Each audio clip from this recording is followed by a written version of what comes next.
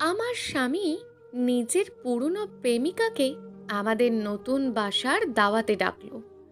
আমি যখন বললাম এটা স্বাভাবিক না, তখন সে শুধু ঠান্ডা গলায় বলেছিল, ভালো না লাগলে দরজা খোলা আছে।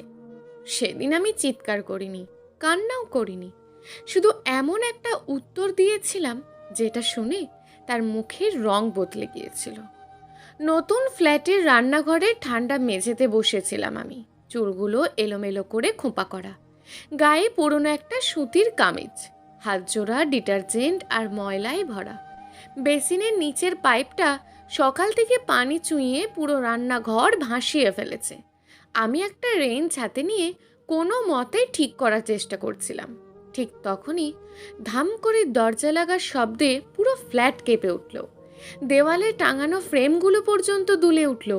আমি নিচে থেকে মাথা বের করতেই দেখলাম রায়হান দাঁড়িয়ে আছে, মুখে সেই পরিচিত কঠিন ভাব, যেন অফিসের বস কর্মচারীকে জেরা করতে এসেছে।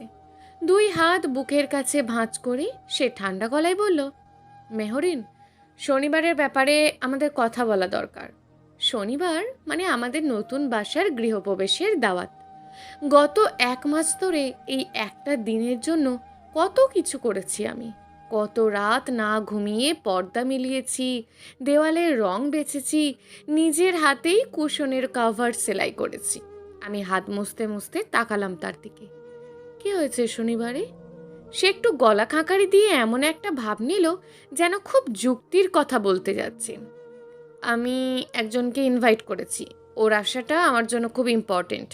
তাই আমি চাই তুমি সেদিন কোনো সিন ক্রিয়েট করবা না, ম্যাচিউরলি হ্যান্ডেল করবা।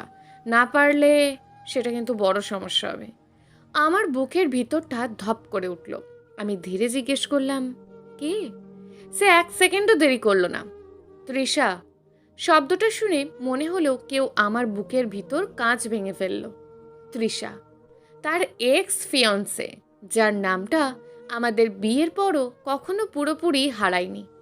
যে মেয়ের ফেসবুক পোস্টে আজও রায়হান রিয়্যাক্ট দেয় পুরনো বন্ধু বলে, যার ছবি দেখলে সে এখনও চুপচাপ কয়েক সেকেন্ড তাকিয়ে থাকে, যার নামটা আমাদের সংসারের ভিতর এমনভাবে মিশেছিল যেন আগুন নিভে যাওয়ার পরও ধোঁয়া রয়ে গেছে।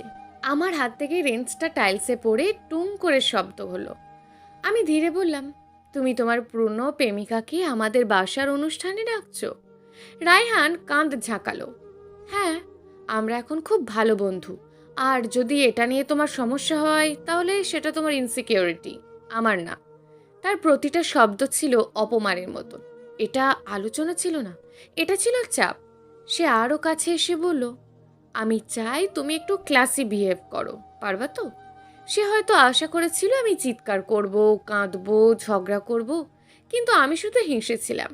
খুব ছোট্ট শান্ত একটা হাসি, এতটাই শান্ত যে সে নিজেই অস্বস্তিতে পড়ে গেল। অবশ্যই, তুমি যেহেতু এত চাইছো, উনি অবশ্যই আসবেন। রায়হান ভুরু কুঁচকে তাকালো। মানে, এত সহজে মেনে নিলে? আমি নরম গলায় বললাম, তোমার গুরুত্বপূর্ণ মানুষ, আপ্যায়ন তো করতেই হবে। সে কয়েক সেকেন্ড আমার দিকে তাকিয়ে রইল, তারপর ঠোঁট বাঁকিয়ে রুমে চলে গেল। যাওয়ার সময় মোবাইল বের করলো, হয়তো তৃষাকে মেসেজ দিচ্ছে। সব কন্ট্রোলে আছে। দরজা বন্ধ হওয়ার শব্দ হতেই আমি ফোনটা হাতে নিলাম। সবার আগে কল দিলাম সাদিয়াকে, আমার কলেজ লাইফের সবচেয়ে কাছের বন্ধু। উপাস থেকে ঘুম জড়ানো গলায় ভেসে এলো, হ্যালো, কি হয়েছে? আমি অনেকক্ষণ চুপ থেকে বললাম, তোর বাসার গেস্ট রুমটা খালি আছে? সাদিয়া একদম চুপ, তারপর ধীরে বলল, মেহরিন, কি হয়েছে? আমি জানালার বাইরে তাকালাম। সন্ধ্যার আলো ধীরে ধীরে নিভে যাচ্ছে। শনিবারের পর হয়তো কিছুদিন থাকতে হবে আমাকে। ওপাশে দীর্ঘ নীরবতা, তারপর খুব আস্তে একটা উত্তর, চলে আয়। পরের দিন থেকে রায়হান যেন অন্য মানুষ। অফিস থেকে বারবার ফোন করছে, কাবাব নাকি রোস্ট ভালো হবে, ফুল সাদা নাকি লাল, প্লেলিস্টটা শুনে দেখো তো। তার চোখে মুখে এমন উত্তেজনা যেন এটা আমাদের সংসারের অনুষ্ঠান না, তার ব্যক্তিগত কোনো সাফল্য। আর আমি আলাদা একটা তালিকা বানালাম, আমার দরকারি জিনিসের তালিকা।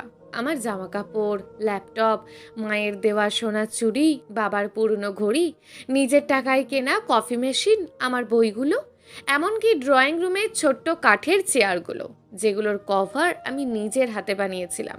আর রায়হান হেসে বলেছিল, গ্রামের মতন লাগে। সেদিন রাতে আমি চুপচাপ নিজের ব্যাংক অ্যাকাউন্টের টাকা সরিয়ে নিলাম। বাসার সব খরচ হিসেব করে নিজের অংশ মিটিয়ে দিলাম, যেন পরে কেউ বলতে না পারে আমি ওর ঘাড়ে বসে খেয়েছি। রাতের দিকে রায়হান ড্রয়িং রুমে লাইট ঝোলাচ্ছিল। খুব খুশি গলায় বলল, এই লাইটগুলো ধরো তো। আমি এগিয়ে গিয়ে ধরলাম। আমরা একসাথে টেবিল সাজালাম, শরবতের গ্লাস ধুয়ে রাখলাম, নতুন টেবিল ক্লথ বিছালাম।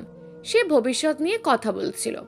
দেখো মেহরিন, এই বাসা থেকে আমাদের নতুন জীবন শুরু হবে। আমি দেওয়ালের দিকে তাকালাম। এই দেওয়ালে আমার হাতের রং লেগে আছে।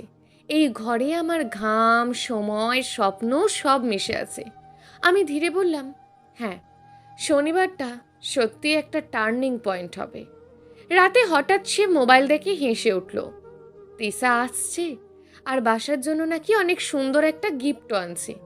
আমি পানির গ্লাস নামিয়ে বললাম, বাহ, খুব ভালো। সে এবার একটু কৌতূহলী চোখে তাকালো। তুমি অদ্ভুত রকমের শান্ত। আমি তার চোখের দিকে তাকিয়ে উত্তর দিলাম, তুমিই তো বলেছিলে ম্যাচিওর হতে। শনিবার বিকেল 4টে। পুরো ফ্ল্যাট মানুষে ভর্তি।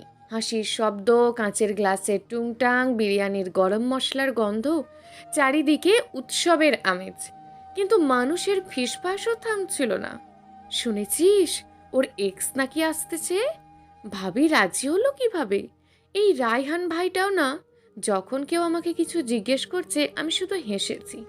সংসার টিকিয়ে রাখতে কিছু জিনিস মানিয়ে নিতে হয়। সাদিয়া পাশে এসে দাঁড়ালো। আমার চোখের দিকে তাকিয়েই সব বুঝে গেল।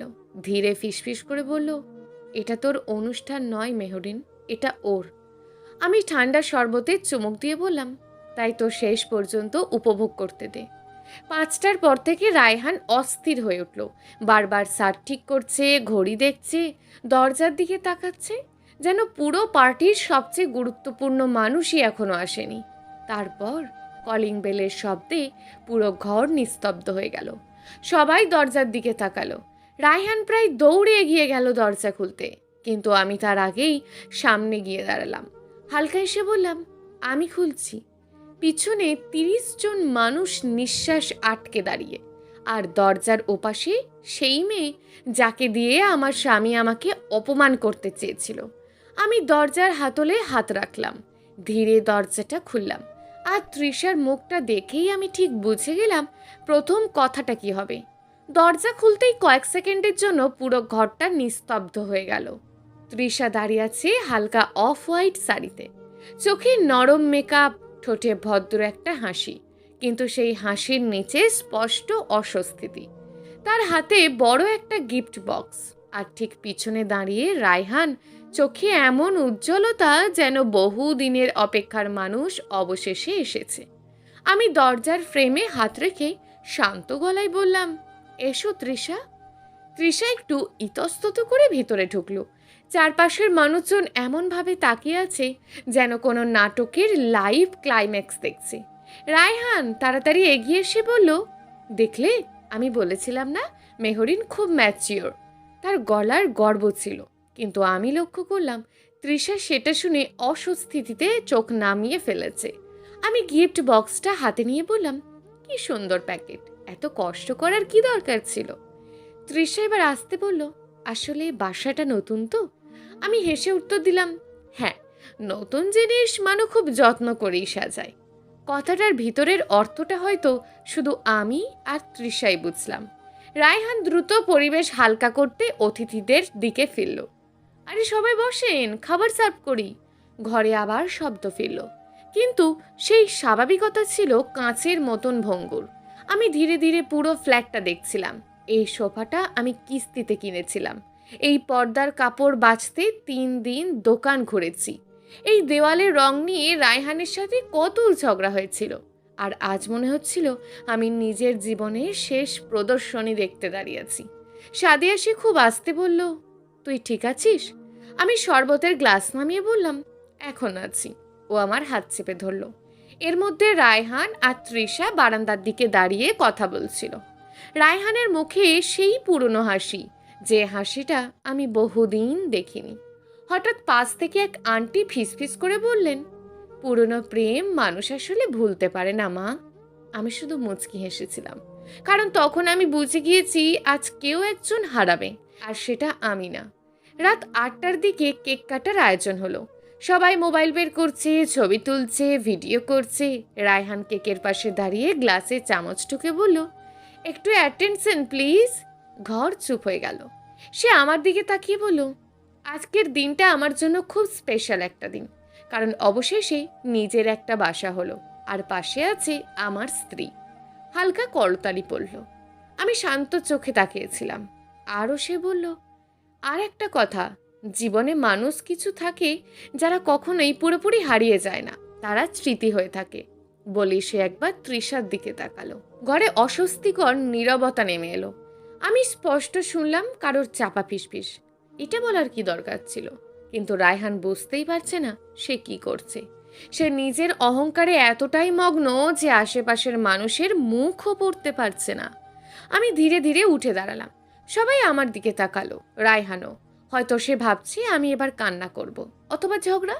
কিন্তু আমি শুধু খুব শান্ত গলায় বললাম, আমিও একটা কথা বলতে চাই। ঘর নিস্তব্ধ।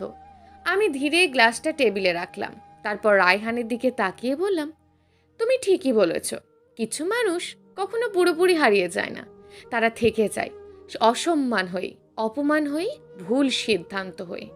রায়হানের মুখের হাসিটা একটু থেমে গেল। আমি এবার চারপাশে তাকালাম। এই বাসাটা আমি খুব ভালোবেসে সাজিয়েছিলাম। ভেবেছিলাম এটা একটা সংসার হবে, নিরাপদ একটা জায়গা। আমার গলা কাঁপছিল না, বরং ভয়ঙ্কর শান্ত ছিল। কিন্তু আজ বুঝলাম একটা ঘর শুধু দেওয়াল দিয়ে তৈরি হয় না। সম্মান না থাকলে সেটা শুধু ইট সিমেন্ট। ঘরের কেউ নড়ছে না। তৃষা ধীরে ধীরে নিচের দিকে তাকিয়ে ফেলেছে। আমি এবার ব্যাগটা সোফার পাশ থেকে তুলে নিলাম। রায়হান কপাল কুঁচকে বলল, মেহরিন, এটা কি? আমি তার চোখের দিকে তাকিয়ে হাসলাম, সেই একই শান্ত হাসি। তুমি সেদিন বলেছিলে না, ভালো না লাগলে দরজা খোলা আছে? সে এবার পুরোপুরি থেমে গেল। আমি ধীরে বললাম, আজ আমি সেই দরজাটাই ব্যবহার করছি। চারপাশে নিঃশ্বাস আটকে যাওয়ার শব্দ। রায়হান তাড়াতাড়ি এগিয়ে এলো। এসব ড্রামা এখন বন্ধ করবা প্লিজ। আমি মাথা নেড়ে বললাম, না, ড্রামা তো তুমি করেছ, আমি শুধু শেষ দৃশ্যটা শেষ করছি। তার মুখের রং বদলে গেল। প্রথমবারের মতন তার চোখে ভয় দেখা গেল। তুমি সিরিয়াস? আমি ব্যাগের স্ট্র্যাপ শক্ত করে ধরলাম। খুব। সে নিচু গলায় বলল, মানুষজনের সামনে এসব করার কি দরকার ছিল? আমি হালকা হেসে উত্তর দিলাম, তোমারও তো দরকার ছিল না নিজের এক্সকে এনে আমাকে ছোট করার, তবুও তো করেছো। সে কিছু বলতে গিয়ে থেমে গেল, কারণ এবার প্রথমবারের মতন তারও কেউ পক্ষ নিচ্ছিল না। পুরো ঘর চুপ। তৃষা হঠাৎ সামনে এগিয়ে এলো, তার গলা কাঁপছিল। রায়হান, তুমি আমাকে বলেছিলে তোমাদের মধ্যে সব ঠিক আছে? রায়হান বিরক্ত হয়ে বলল, তৃষা প্লিজ। না। এই প্রথম তৃষার গলায় দৃঢ়তা এলো। সে আমার দিকে তাকালো, চোখে অপরাধবোধ। আমি জানতাম না ব্যাপারটা এতটা খারাপ। যদি জানতাম আমি কখনো আসতাম না।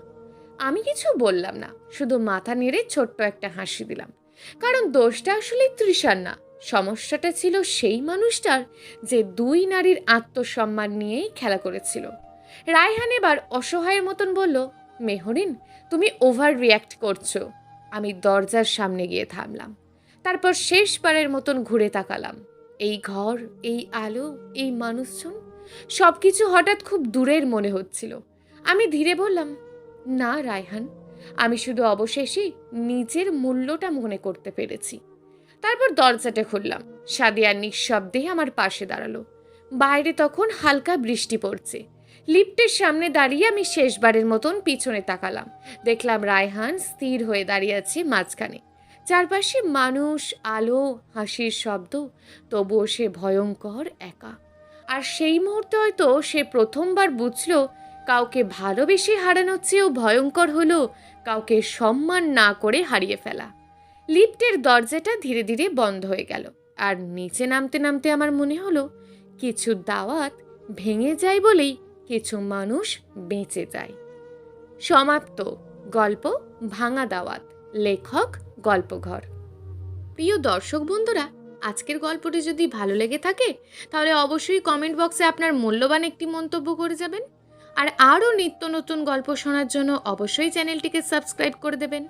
দেখা হবে পরবর্তী ভিডিওতে। ততক্ষণ ভালো থাকুন, সুস্থ থাকুন, নিজের পরিবারের খেয়াল রাখুন। ধন্যবাদ।